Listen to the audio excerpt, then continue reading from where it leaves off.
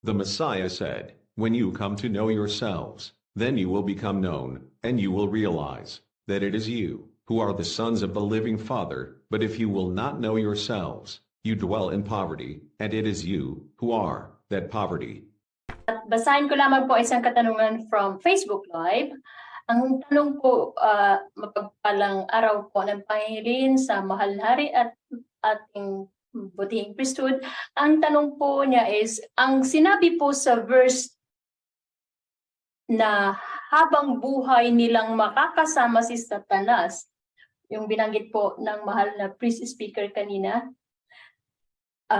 ibig po bang sabihin na may hangganan po pa ang parusa sa pagkakasala ni Eva at Adan in their second life kahit walang pagsisisi sa kanilang puso? Dahil hindi naman po nila nakain ang tree of life. Maraming salamat po sa paglilinaw, mahal na hari. Pakipasa nga ulit, please. Ang katanungan po, mahal na hari, doon kasi nang sabi po is gusto po niyang magkaroon ng kaliwanagan kung papaano po ba, ang tanong po niya, papaano po bang nakasama ang asawa, mali na po. Tapos na yun. Tapos na yun. Nagran po. Sorry po. Kung sinabi sa verse na habang buhay nilang makakasama si Satanas, kung sila ay nakakain ng tree of life, ibig po bang sabihin na may hangganan po ang kanilang parusa sa pagkakasala ni Eva at Adan in their second life kahit wala pong pagsisisi sa kanilang puso? Dahil hindi naman nila nakain ang tree of life. Yun po ang katanungan ng isang kapatid. Medyo palagado yung tanong eh. Ganito kasi, kung makakasama ba nila habang buhay si Satanas? Habang buhay, hindi naman sila nakakain. Di ba't namatay sila? O hindi nila nakasama ng habang buhay kasi namatay sila eh. Kung nakakain naman, o di mabubuhay sila ng walang hanggan, kasama si Satanas. O ganun lang yung kasimple. Maraming salamat po, mahal na hari. Ang tinukoy po niya kasi is taken from Genesis 2 verse 9. Doon po sa sinabing hindi dapat mabuhay. Opo. Hindi sila dapat makakain. Oo, kasi pag nakakain nga sila, mabubuhay sila forever. Pero away from the alhayam. Dahil may violation sila. So wala sila sa panig ng alhayam, yet mabubuhay sila ng walang hanggan. Kung wala sila sa piling ni alhayam, nasaan sila? Dalawa lang naman yan eh. O di nandun kay Satanas, mabubuhay sila ng walang hanggan sa piling ni Satanas, kaya hindi sila pinayagan na makakain habang may violation. Dapat makakain ka ng tree of life na wala kang violation para mabubuhay ka ng walang hanggan sa piling ng alhayam. Kung kumain ka ng tree of life, mula sa tree of life, may violation ka, mabubuhay ka din ng walang hanggan eh. Pero since may violation ka, hindi sa piling ng alhayam. Kung hindi sa piling ng alhayam, kanino pala? O di sa piling ni Satanas. O yun lang yun ang posibleng mangyari doon. Ay magbabasa naman po ng isang katanungan mula sa ating chat box po. Mapagpalang hapon po mga kapatid, maitatanong lang po sana ako kung pwede po i-define ang holy as uncorrupted para makatulong po ma-differentiate sa pag-explain sa labas dahil ang definition po nila ng holy is specific lang po sa rituals nila. Shalom, maraming salamat po. Ano daw? Hindi ko naintindihan yung tanong. Ulitin ko po. Kung pwede po ba i-define ang holy as uncorrupted para makatulong po sa pag-differentiate, sa pag-explain sa labas dahil ang definition po nila ng holy is specific lang po para sa ritual po nila. Yun po ang katanungan po aming kamahalan. Gaya ng sinabi ko, nakikigamit lang sila. So ang word na holy is hindi specific lang sa kanila. Although, itong word na holy, maraming question dyan. Kasi daw associated dyan sa ganito, yung Babylonian daw, kasi ang dapat daw is sacred. Pero pag hinanap mo naman ang term na sacred, associated pa rin naman. So ano na lang ang gagamitin natin? Di ba? So sa akin is, yung word na holy, the way we use it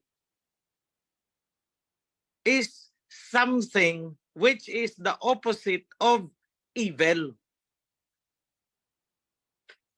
Hanggang dun lang tayo. Huwag na natin i-complicate lahat yan. Pag sinabi natin holy, opposite of evil. Yan na lang ang ipakahulugan natin dyan. Wala tayong maisosubstitute na salita para dyan.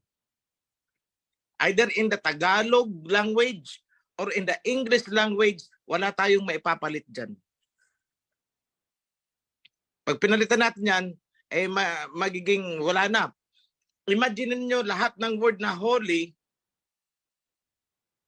ipalit nyo sa lahat ng salita sa sa kasulatan na may word na holy, ipalit nyo yung uncorrupted.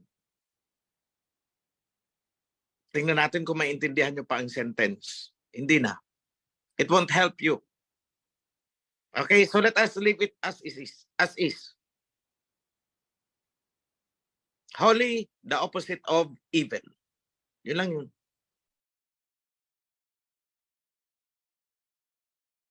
Meron lang po akong babasahin din po na katanungan po dito, kamahalan, na pinadala po sa akin directly. Blessed Happy Sabbath po sa inyong lahat. At ang tanong ko po ay ganito. Ang alahayam po ay isang banal sa kabutihan at sa katwiran lamang. Ngayon, bakit po nagkaroon ng puno ng karunungan sa mabuti at sa masama sa gitna ng hardin? Yan po. Tanong na lang natin sa alahayam. Hindi ko masasagot yan. Bakit naglagay siya doon? Hindi ako alahayam. At ayaw ko magbigay ng kuro-kuro. Dahil ang pag nagbigay ako ng kuro-kuro, magiging dahilan naman ng confusion. So may mga kaalaman na hindi talaga ibinigay sa atin. So we should know our limits. Bakit may kahoy doon? Sagot ko, malay ko. Hindi ako alahayam, hindi ako kasama during the creation, kaya hindi ko ma-explain bakit nagkaroon ng puno na ganire at ganon. At wala rin sinasabi ang alahayam sa akin bakit siya naglagay doon. So I could not answer the question. Ganon lang kasimple. Yada. Basahin ko lamang po ang isang katanungan dito sa chat box. Hinihingi po ang pagkakataon na po namin sa ngayon na dahil andito po ang Mahal Hari, ang kapatid po ay nagtatanong kung ano po ba ang pwedeng may advice nyo kung mayroon na po ba kayong balita regarding po, advice regarding sa Russia and Ukraine situation.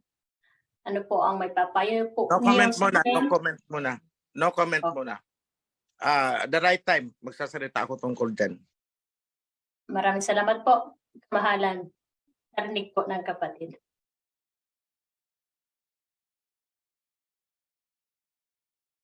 And ito po ba ay, katanungan po, Mahal na Hari, ito po ba ay free will from alahayam o will ng namumuno ng digmaan na sa pamumuno po ni Presidente Putin po? Yun po ang katanungan po na gustong magkaroon din ng kaliwanagan. Everything that is happening between Putin, Russia, China is according to the will. Dahil yan ang sinasabi. Nasa Book of Revelation yan. Balikan nyo lahat. Ang Two Witnesses series ko na pinablish ko 3 years ago, nasagot ko na ang tanong na yan. Balikan nyo yun. Magsimula kayo sa World Territory series. The Two Witnesses series. Panoorin nyo. Masasagot lahat ng tanong ninyo tungkol sa Russia and Ukraine. Napakahaba kasi mangangailangan ako ng 2 oras hanggang 3 oras para sagutin yan. But as I have said, panoorin yung video, andun na ang sagot niyan. Meron pa tayong isang katanungan, si Smarts, dito sa chat box pa rin. Tanong lang po, yung verse po ba na revealed the kingdom first and seek His righteousness ay patungkol sa mensahero o sa mga tupa? Kasi kapag sinabing seek His righteousness, di ba Pero po sagutin ko kasama- na in advance. Yes Yung po, sige po. choices na ibinigay ay mali. Hindi patungkol sa mensahero, hindi patungkol sa tupa, kundi patungkol yun sa kingdom. Diba? Rebuild the kingdom O kingdom ang subject doon, hindi yung mensahero, hindi ang tupa. Yada. Klarado po, kamahalan. So medyo sa pag-create ng kanyang katanungan po, medyo hindi ganun ka-align po. Then, Maybe may bro, tanong tinatanong po. niya kung concerned ba ang, is it concerning the mensahero? Is it concerning the kawan? My answer is, it concerns everyone. Lahat tayo, kasi hindi lang naman yan ibinigay sa mensahero na i-revive ang kingdom, hanapin ang pagiging makatwiran. Hindi lang naman sa akin iniutos kasi kung sa akin lang yan iniutos, hindi ko na kayo idadamay. Diba? Bakit andyan kayo? Kasi hindi nga lang kayo, kundi it's everyone, lahat.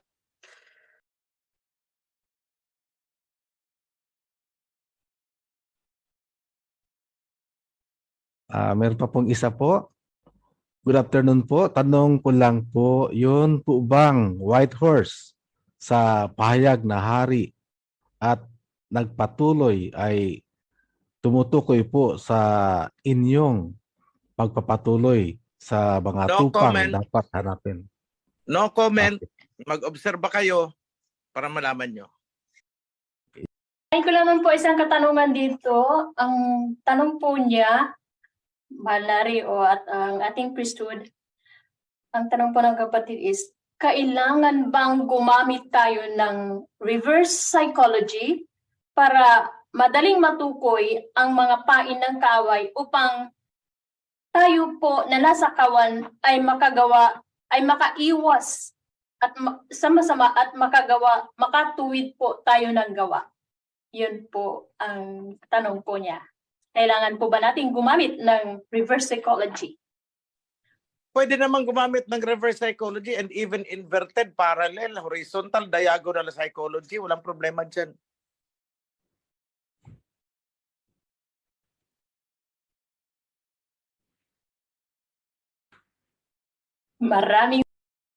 May isa pong out of topic po, pero hindi ko po alam kung pwede po ito, mahal na hari. Ang isa pong kapatid kasi ay nagtatanong kung dahil po kanina is nag-announce po ang ating Prime Minister at ang ating priest, Mark, ang tinatanong po niya is instead na uuwi po siya, yung pambili po niya ng air ticket ay ibibigay na lamang po for additional fund.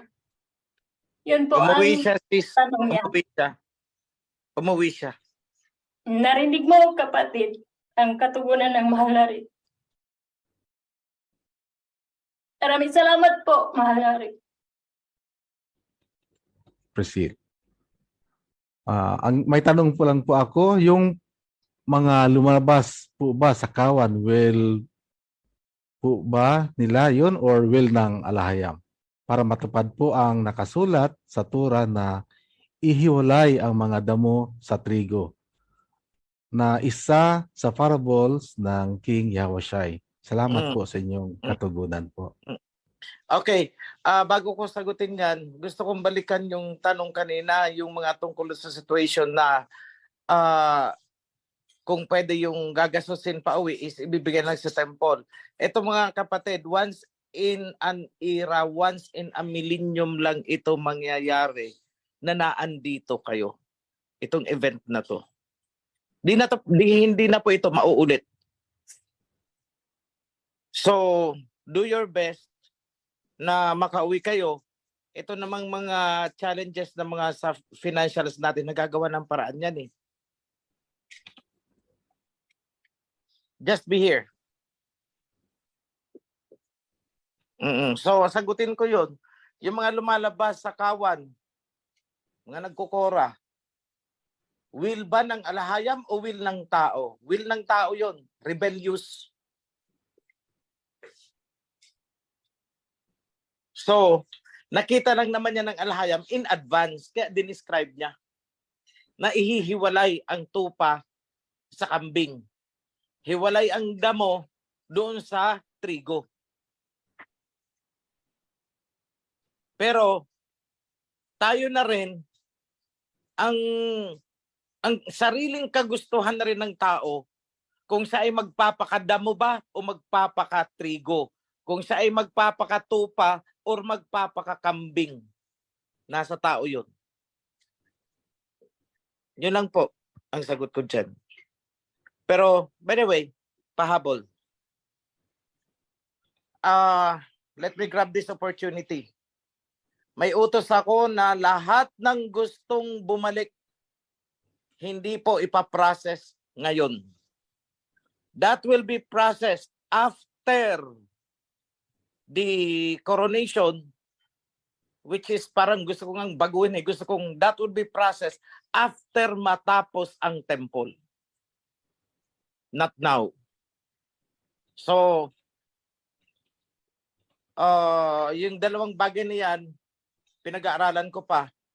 But definitely, yung mga nagkora noon at gustong bumalik ngayon, definitely hindi kami, the door will remain closed. The door will remain closed. Sarado.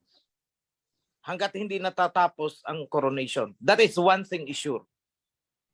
I have a clear instruction on that. At sinabi ko na rin na yung mga gustong bumalik, dadaan sa butas ng karayom. Which is ang sabi naman ni Priest Mark, hindi. Dadaan sila sa puwet ng surot.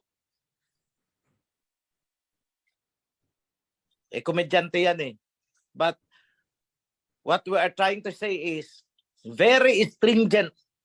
Kung nahirapan kayong bumalik noon, pumasok noon, unang pagkakataon na pumasok kayo, Diyos wala ang dinaanan ninyo, eh hindi na ngayon. Napakahirap bumalik. Napakahirap. Sabi ko nga, sa chance na 100%, 1% lang ang ibinibigay ko dyan sa mga gustong bumalik. Kasi unang-una, questionable na ang inyong loyalty, commitment sa covenant. That question ang pinakamalaking stumbling block. Kailangan patunayan nyo muna na kayo talaga'y committed sa covenant. Kayo talaga'y committed sa kingdom. Kayo nga ay loyal sa kingship. Dahil kung hindi, huwag na tayong magsama-sama. I don't need you. Yan ang sagot ko dyan. Kahit offeran nyo pa ako, ay magdodonate ako ng 5 million. Ilaga mo ang 5 million na yan, iyon na. Higupin mo ang sabaw. I'm not after for hindi nyo ako kayang silawin sa pera. Sa totoo lang. So yung mga gustong bumalik dyan, I'm very sorry, but I am closing the door until further notice. Joshua, don't entertain. Priesthood, do not entertain. Keep the door closed. Masusunod po, Malari. Ako, magandang mapagpalang umaga po. Happy Holy Sabbath po sa lahat ng mga kapatid at gandun po sa ating pong mahal na hari. Matagal na panahon din po narinig natin ang salita po ng ating mahal na hari. Mahal na hari, samantalay ko lang po ang pagkakataon. Ang atin pong gagawin ay malaking ano po ito, malaking bagay na atin pong pagtutulong-tulungan. Ang tanong ko po, yung mga karatig bansa na atin pong masasabing mga kapatid din, mga Hebrew Shemite din, bakit po sila ay hindi po natin kaisa sa paniniwala At kagaya ng iba, gaya ng Japan, Korea, or even India. Ang ano po ay meron na silang mga inilalatag na tahasang pinagkukontra nila yung dapat sana'y paniniwala din naman nila bilang mga Hebrew Shemite, at bakit talagang tahasang nagkukontra yung kanilang mga sinasabi na mga bagay-bagay, at pilit pang tawag dito, pinapalabas nila na conflict or contradict sa Torah na atin pong pinaniniwalaan. Ano po natin dun, mahal na hari? Ano po ang atin pong comment dyan sa mga bagay na yan? Okay, ang comment ko dyan, wala din namang pinagkaiba sa atin, di ba? Noong hindi pa tayo umere sa YouTube, yung Oferian Heritage Conservatory, anong Yes, pinagkaiba natin sa kanila? Di ba mas malala pa nga tayo eh. Mas malala tayo sa idolatry. Kung ikukumpara mo sa Japan, malala tayo. Sobrang lala natin. Sila doon kahit papaano, ang China sumusunod sa New Moon. Tayo. Diba? Kaya lang, gaya ng sinasabi ko noon, aangat at magniningning ang liwanag mula sa Philadelphia Assembly. We will be the salt and the light. Tayo ang magiging lighthouse niyan. Pag tayo'y nagningning na, doon pa lang yan magigising sa liwanag na dala natin. But as of this time, hindi natin dapat i-compare dahil kung tutusin, mas malala pa tayo ang ating bansa kaysa sa kanila. Noong wala pa ang OHC. Yan lang po, mga kapatid. Okay po. Malari kasi yung ibang mga bansa, gaya particularly ng India, iba yung sinasabi nila, talagang pinapalabas nila talagang totally contradicting doon sa basis natin na pinaniniwalaan na Torah, at iba yung kanilang paniniwala, samantalang ano rin naman sila, Hebrew Shemite. Paano po yun, Malari? Gaya ng sinabi ko, malaking pagbabago ang mangyayari kapag tayo ay nagdingning na. Just wait and see. Babasahin ko naman muli ang katanungan galing sa ating kapatid. Patungkol sa mabuti at masama. Ang katawan po natin ay may dalawang bagay na palaging nagkukontrahan. Ang diwa at ang laman. Ang diwa po natin, gusto niya ay palaging nasa presensya ng alayam para makasunod sa kalooban ng Aba. Pero ang laman naman ay mahina. May mga bagay siyang nagagawa sa sariling gusto, pita ng laman. Ano po ang magandang gawin upang mapag-isa ang dalawang ito? At kung tayo po ba ay magpagpapatira pa sa alahayam upang ihingi ng kapatawaran ang mga pagkukulang na ito, diringgin pa rin po kaya tayo ng Aba. Salamat po sa katugunan. Aming Kristo sa ating kamahalan po. Okay. Ako na ang sasagot niyan. Ang diwa nasa utak. Ang nagpapagalaw ng buong katawan natin hanggang sa kalitliitan na himaymay ay utak.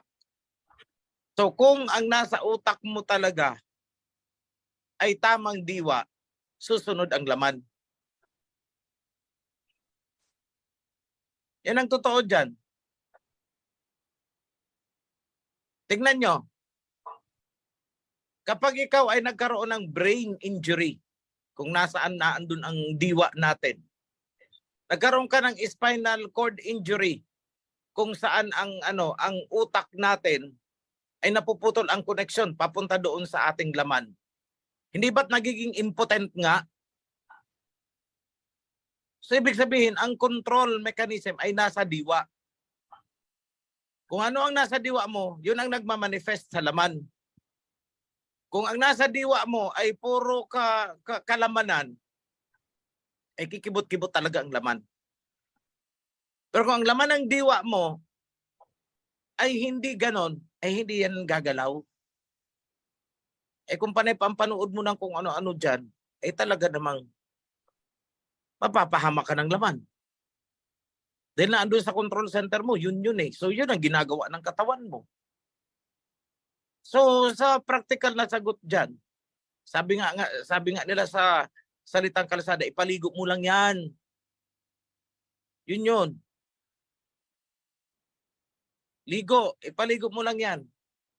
Kasi kahit anong gawin mong katutuwad-tuwad dyan, kung habang nagtutuwad ka, iba ang nasa laman ng diwa mo, ay wala, useless yan. Useless yan. Paligo lang yan. Yan ay kung sa isang usapan, sa isang bagay. Yun lang po yun. Ang diwa ang nagpapagalaw ng laman. Ang diwa ang nagkokontrol ng laman. At hindi kailanman ang laman ang nagkontrol ng diwa. So kung malinis ang diwa mo, naaayon doon ang galaw ng iyong laman. Yun lang po yun. Yun ang totoo dyan. Huwag tayong magbubulahan. Kung ikaw ay sexually preoccupied, susunod talaga ang laman. Alisin mo sa isip mo yan. O makita mo. Hindi mo kailangang magtuwad-tuwad para lang maghingi ng tawad. Start sa iyong diwa. Your thought, your mind, your thinking. Because your mind is above your flesh. Your thought is above your flesh. Your spirit is above your flesh. Your spirit, your diwa, should control the flesh. And not the flesh controlling your brain. O yun lang po yun. If your flesh is controlling your brain, ipaligo mo. Maligo ka. O yun lang po yun, mga kapatid. Sorry ha, I'm very practical para makarelate ka at maintindihan. Hindi ako marunong anong tawag dito? Yung pipili ng word na, ano ba yan? Yung subtle. Hindi ako marunong yan. Prangka talaga ako eh. Para maintindihan lang. And that is how I express my idea. Concrete, concise. Simple. Walang maraming paligoy-ligoy. Linisin mo ang isip mo. Linisin ang diwa para ang laman ay susunod. Yun lang po yun. Pag nakakita ka ng tentasyon, pumikit ka. Don't look below the belt.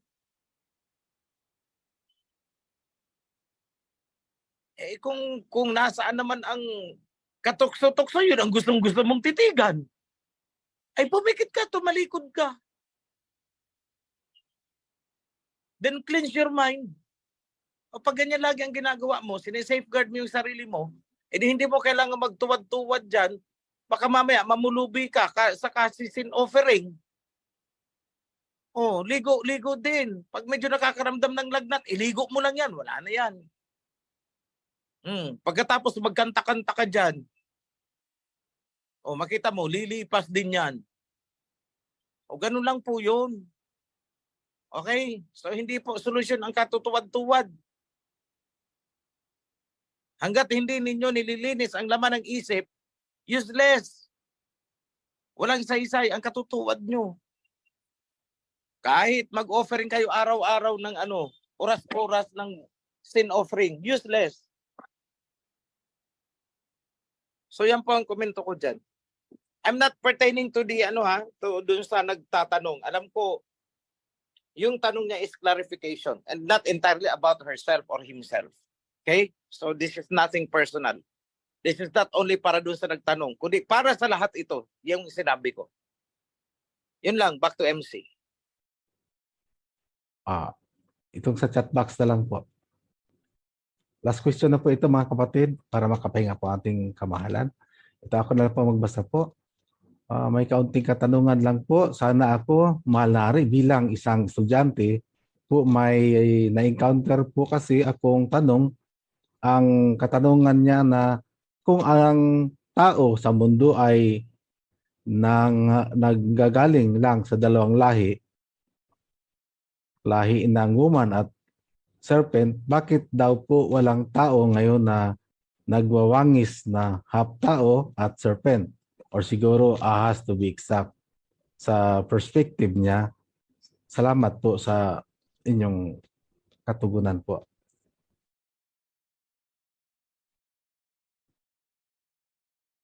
Kamahalan na kami Okay. po kaya.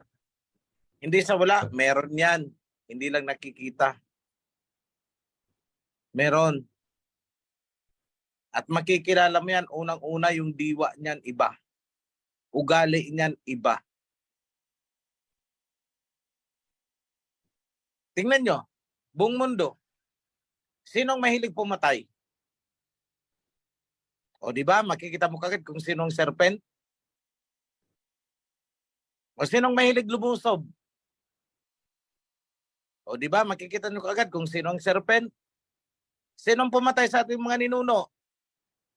Di ba, kita nyo kagad sinong serpent? Huwag niyo pong hintayin na makakita kayo ng yung parang sa X-Men na lumalabas, dalawa ang dila, nagbabago shape-shifter. Huwag niyo pong hintayin yun. Dahil may mga tao na hindi talaga makakakita ng ganun. May mga tao naman na nakakakita ng ganun. But I tell you, ako mismo, nakikita ko yung mga mata na matang ahas. Okay? Yan lang po, mga kapatid. Huwag niyo munang hanapin yung skill na yan. Dahil that is a gift. That is a gift. Kanya-kanya, iba-iba ang gift of discernment na binibigay sa bawat isa. But to say na walang taong nagsishift ng ganon, meron po. Ang problema, hindi lahat ng tao ay may kakayahang makita yon. Yun lang, mga kapatid.